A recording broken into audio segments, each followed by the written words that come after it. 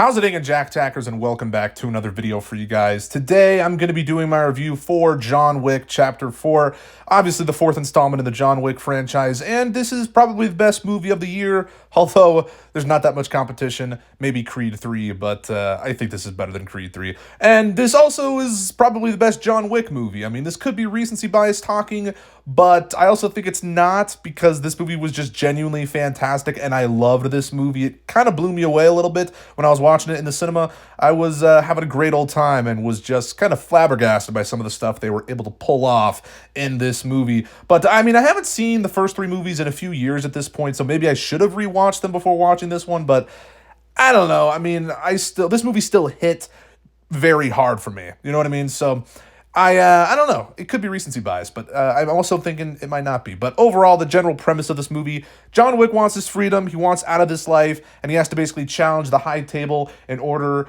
with one-on-one combat, in order to achieve said freedom and get out of that. So, you know, general premise is very good and solid, and I kind of like that it hones in on the first movie where John Wick gets back into the life, and it kind of comes full circle in this movie because now John wants to get out of the life. And I really like that this is kind of a full circle conclusion to the franchise, and apparently it was intended to be the conclusion to the franchise, obviously, because, spoiler alert, well, we'll just get it out of the way, John Wick dies at the end? What? But now there's rumors that there's going to be a Chapter 5. Now, hang on.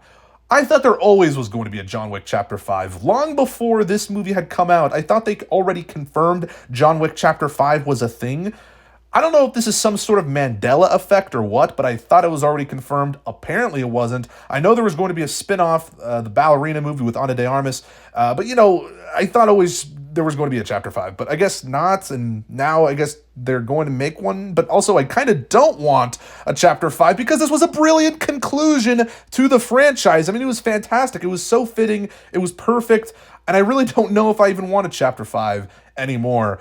But, yeah, this movie was special, man. I mean, let's just talk about the action and the cinematography paired with the action, because, I mean, those are the, obviously, highlights of this franchise. But in this movie especially, it was amazing. I mean, we had that one scene in that building towards the end of the movie, kind of, where there's like this overhead shot, and it's actually, the camera starts off like eye level, but then it kind of moves up to the ceiling, and then it's a one take, follows John as he's killing all these people from room to room, and that was some special stuff right there. It was amazing. I mean, it went on for so long as well, which just really blew me away.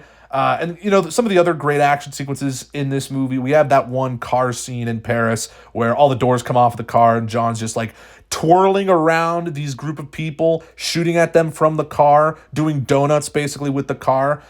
What? It was amazing. And apparently Keanu Reeves did a lot of his stunts in this movie, like 80 or 90% of the stunts, which is incredible. I gotta be honest with you, because there is some incredible stunts in this movie. A lot of people have already said this, but there definitely should be a stuntman category in the Oscars, or for the Oscars rather, because, you know, a lot of the stuff that's pulled off in this movie is crazy. I mean, especially that one scene on the stairs as well, which I think the stair fight sequence might actually be my favorite part of the movie. I think it is. I mean, especially that one part where John goes up the stairs, and as he's going up, he's encountered by, like, you know, all those guys. I don't know how many exactly, you know, 7, 8, 9, 10, who knows? A lot of freaking guys were there, and he's just standing there like, well, and he still has to get up these stairs while these guys are shooting at him.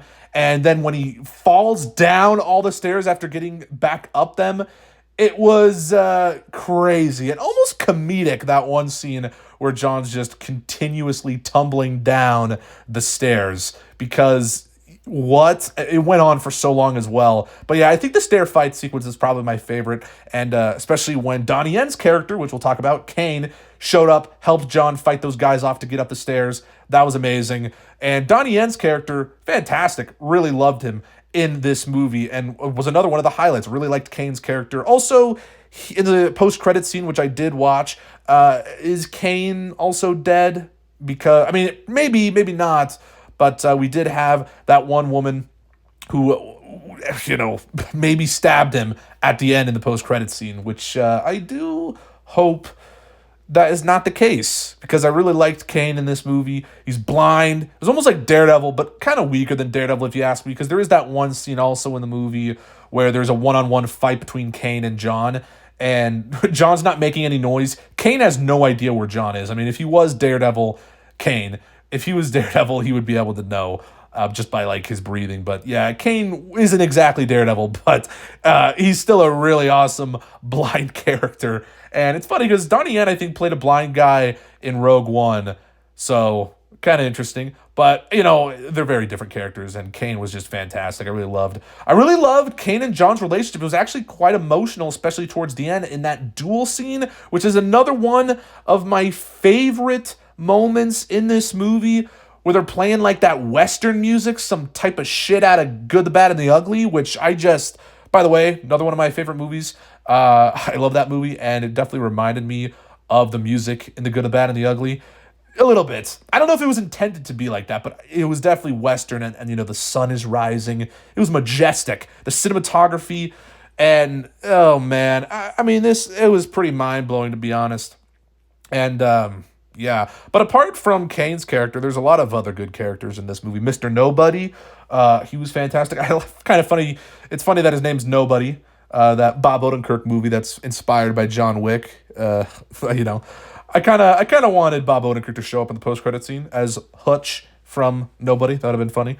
No, I'm kind of joking, but I did like Mr. Nobody's dog was awesome, ripping apart guys, biting their dicks. It was amazing, especially when he pissed on that one guy's face. Also in the stair sequence, which, yeah, again, I think it's probably my favorite fight in the movie, my favorite action sequence.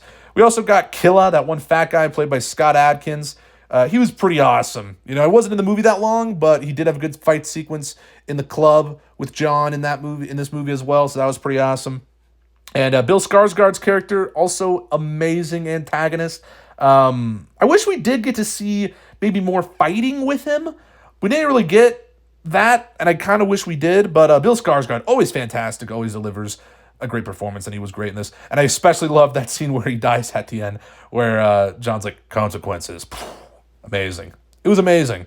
And overall, this movie was amazing. Also, we had Lance Reddick's character dying. A lot of deaths in this movie. But that was very sad, especially because Lance Reddick actually died in real life recently. He dies like at the very beginning of the movie, which was pretty shocking, to be honest. I didn't really have much of a reaction almost, because I was like, wait, really? I can't believe it.